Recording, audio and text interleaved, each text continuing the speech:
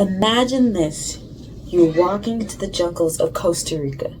You don't have to go far, and you're surrounded by big, juicy, waxy leaves. The smell of earth is released as the sky begins to sprinkle down water, and all types surrounding you are birds singing in tunes and harmonies.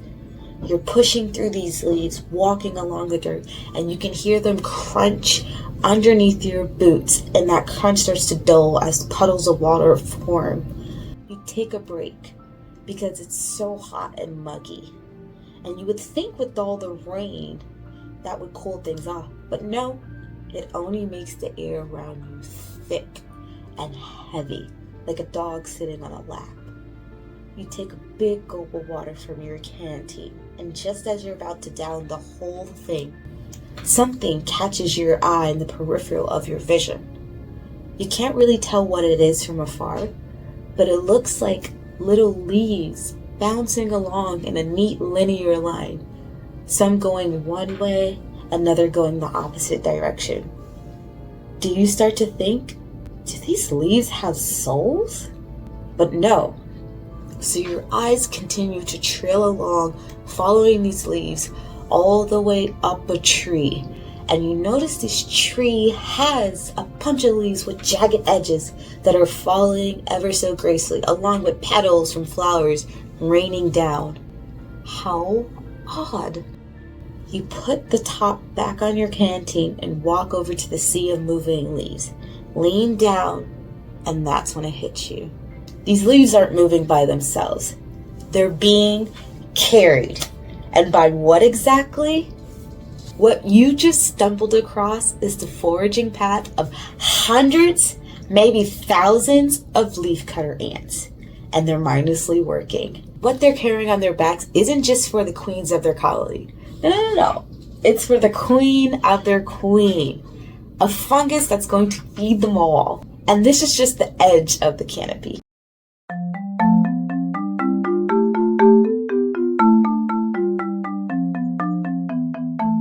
Ciao, I'm Ebony Taylor, your entomologist, and this is eBuds Bug Edition.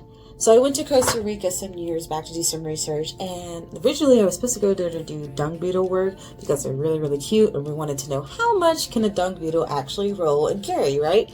But then I got there, looked all around this jungle for about a few weeks, couldn't find the species of dung beetles that I looked for. Literally found like every other dung beetle type out there, but not the ones that I wanted to do. So my mentor, with the quick thought, quickly came up with a different idea and different project. He suggested leafcutter ants, which was perfect because if you go there, they really are around everywhere in this jungle. They look like it's almost like a natural part of the leaves. Like they are just as common as the leaves are at this point.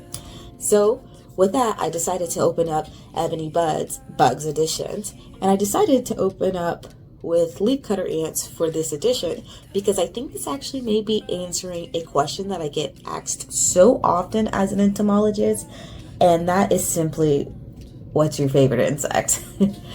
Now, I'm not entirely sure what my favorite insect is, but the first thing that usually comes to mind are leafcutter ants for whatever reason. So let's get to know them more. Now, leafcutter ants are a part of the Hymenoptera order because they are known for their snatched waist, and leafcutter ants have existed for over 50 million years. They are really old. They're very much older than me. Because of this, they have developed a very special mutualistic relationship with a fungus. Now, these ants, they love this fungus. They worship this fungus. They need this fungus, and this fungus needs them. Without one, the other can't survive. These ants collect leaf matter and plant bits, and they chew them up into a pulp, kind of like a baby bird and its mama, and spit it out to feed the fungus. This fungus that is quite deeply sheltered deep within the colony, and then the fungus eats these leaf matter by breaking it down with its juices that it produces. Don't ask me too much about the juices. I don't know about the juices. I just know it breaks it down. Now, these ants really don't play when it comes to their fungus, and they meticulously keep it clean. I love that for them.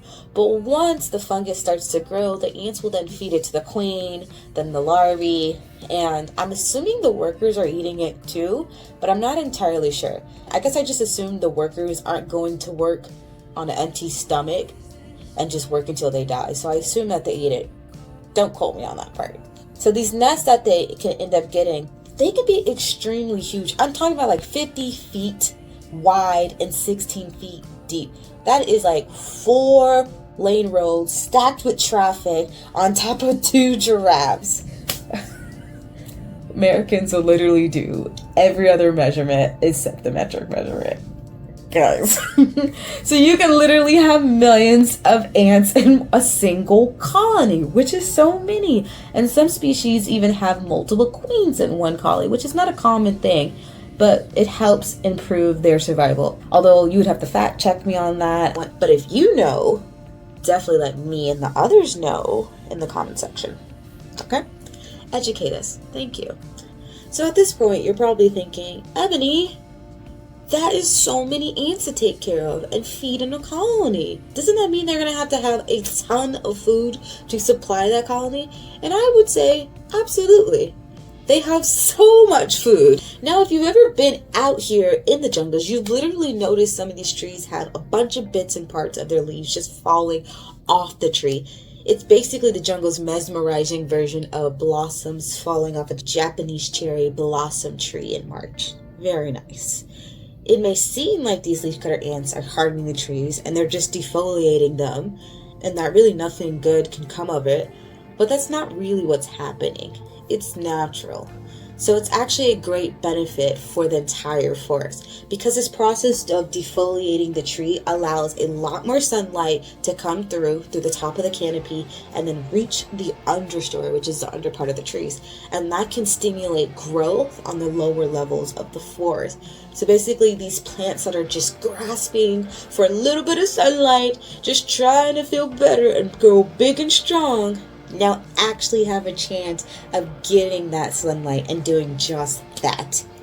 Hey, what a blessing. So these ants are actually quite beneficial. And in fact, you may even call them ecosystem engineers. For real, legit, that's what they're called. Those little buggers. I'm not kidding about that. Go look that up. And I do want to point out, most of the ants in the colony are females. So the workers, females, the queen, females, taking care of the brood, females. Most of it's a very matriarchal, female-dominated ecosystem. Aww. Now, if you're ever in southern Mexico, all the way to Brazil, although I'm told you have a better chance in Colombia, and you can locate yourself a guide, maybe you're able to indulge in a leafcutter ant. I do mean eating the ants, but specifically go for the queens. Only the reproductive swarming queens though.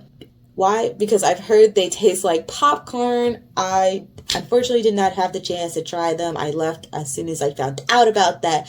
But, you know, people say it tastes like popcorn. One day I want to try. Should you try everybody else in the colony? No, I'm told no, because I'm told they taste very bitter. Unless you like bitter things, I don't. To each their own, I guess.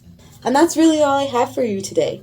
Thanks so much for tuning in to this Buds edition. And I hope you learned a lot. I hope you enjoy it and enjoyed the video. And please, while you're at it, go ahead and go ahead and subscribe, and share this with a friend or loved one who knows nothing about ants and always wonder about leafcutter ants, or someone you're trying to get to try some insects. All right, have a good day. Oh, sorry, good day? No, have a beautiful day. Okay, ciao, ciao, ciao.